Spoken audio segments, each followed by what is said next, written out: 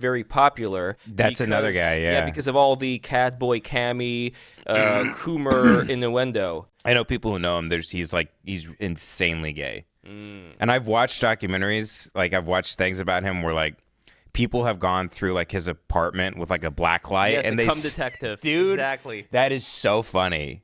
He's the I've never seen someone on the internet who's so obviously a closeted homosexual more than that guy. He may be our next Hitler. And here's You why. think so? Here's why. If you look at the history of the Nazi Party, there were so many gay people who were getting into that sort of thing, including Ernst Röhm, with the scar on his face, who Hitler ended up ousting. And he wanted to make like an even bigger revolution than the one that Hitler made back in the day. And he was also like this mix of, this gay dude, but like very tough and very mean. And, he would beat people up all the time. And like his whole crowd there, they were a bunch of thugs. But during the Weimar Republic, they had like these gangs of gay people that would go around and like beating people up and then having orgies. So I definitely see there being a link to this kind of Dionysian desire to have sex, but also to fight people, just to do everything that requires all of this outwards energy that you can't really transmute into anything else. You think it's like in Fuentes' like psyche, it's like this masculine thing that he wants to like. That's how you exert the most dominance is by having sex with another man. Yeah, Like, do you think it's a lot about power for a guy like that? That's why he says that dating women is gay. Because And he's into grooming now. I've seen those clips where he says there's nothing wrong with grooming because if you meet a girl when she's 10, she's a virgin, which holy shit, I can't believe he's even entering that territory. And then if you groom her up until the age of consent, then she's still a virgin when you marry her, it's pedophilic. there aren't going to be any borders anymore as far as people wanting to get the juiciest content. Things that we're not allowed to talk about, those are going to be the things that are going to take center stage. And I'm not a fan of censorship, but it is an interesting thing to observe just how far down the rabbit hole through the various 9 gates of hell we're going to go. Like, how far do you think it's going to get when it comes to what people are going to consider to be the new normal, like 10 years from now? I'll start here. Fuentes is back on Twitter. I don't know if you saw that. Yeah, Elon let him back on. That dude is built for Twitter. And especially now, he can say anything on... You can say anything on... I see the N-word hard R. Yeah. You can call a black guy the N-word on there, right? I think Anthony Cumia is doing it all day, pretty much. If you think Fuentes is really the next... When you said... I haven't thought of it this way. Yeah. But when you said he's possibly the next Hitler, where he leads some sort of uprising in America, some kind of like, do you see him actually like creating some sort of militia? I think everybody should.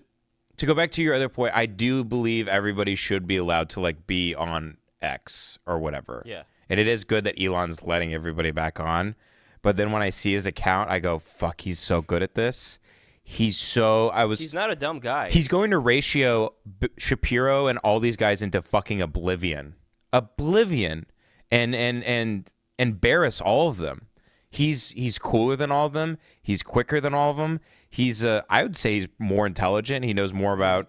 He has a deeper understanding of world history, and I'd say that it's a flawed understanding, but usually.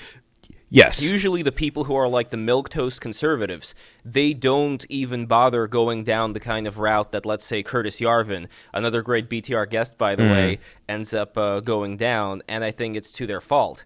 Like, luckily, there are people out there like Vladislav Davidson from the Atlantic Council, very pro-Ukraine guy who I had debating with Curtis Yarvin, and then they became friends. And that's like such a rare thing, because usually people end up being in their little groups, and they have no idea what's going on outside of them, which is kind of like the mission of this show, to try to shatter that. Right, okay. Oh, so it's got it. Yeah, those are the rules, that people set for themselves, exactly. But getting back to your dad, because I'm very curious as far as your religious upbringing, though, you were... All the money, so, they'll probably be fine. Well, until Emperor Fuentes comes around, and who knows what's going to happen then. I think he might be Hitler. You might be right.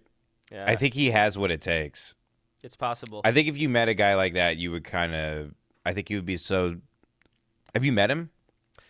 I haven't had the honor to meet him yet. You're in every circle. I'm surprised you haven't met No, that no, guy. I know people who are close to him. Like I know people who Gay are in male this group. escorts. Yes, exactly, exactly.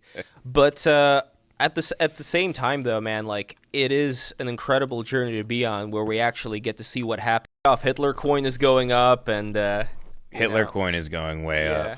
I'm a little actually. I know I've brought it up twice now. I'm a little haunted by you saying that Fuentes will be the next like Hitler in America, because you saying that you kind of vocalized something I was a weird unspoken belief to me, because I've been watching. I've been aware of that guy since like 2016, Yeah.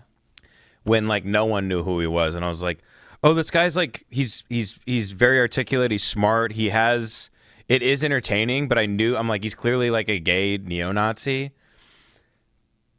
But then you rationalize all these people, you put them in this box, and you go, but they'll never, like, no one will. That's ever, what they said about Hitler. No one will ever care, and he'll just always be in the Yeah. gutters of society.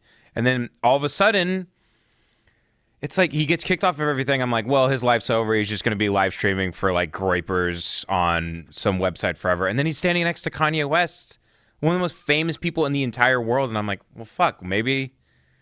I'm like, that's got to be a blip. That's got to be a blip. And then he just keeps coming back up. And then Elon lets him back on Twitter. And I'm like, man, I'm like, he's gonna fucking dominate. He's gonna look so much cooler than all these people on Twitter. They don't know how to use it.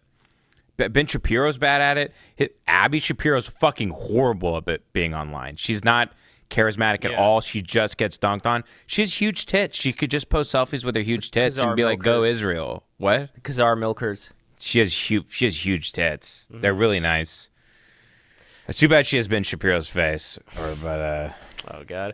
But there is something though to be said for the quality of his audience, though, because I don't think like this whole conversation has been about how humanity's kind of going down the skibbity toilet, if you will, right? And so when we're talking about, well, all of these people love this person, what does that mean about those people, though? It doesn't mean that these are like intelligent people who are at the forefront of some, great innovation. These are just people who are reacting to things that they don't like going on, but they're just as coon-brained. They're just as degenerate as the things that they are going against. They're all in the same shitty toilet. Yeah, I mean, that's what's funny about it when you look at it, is you see people like fighting and they're like the same guy. Yeah, exactly. They're like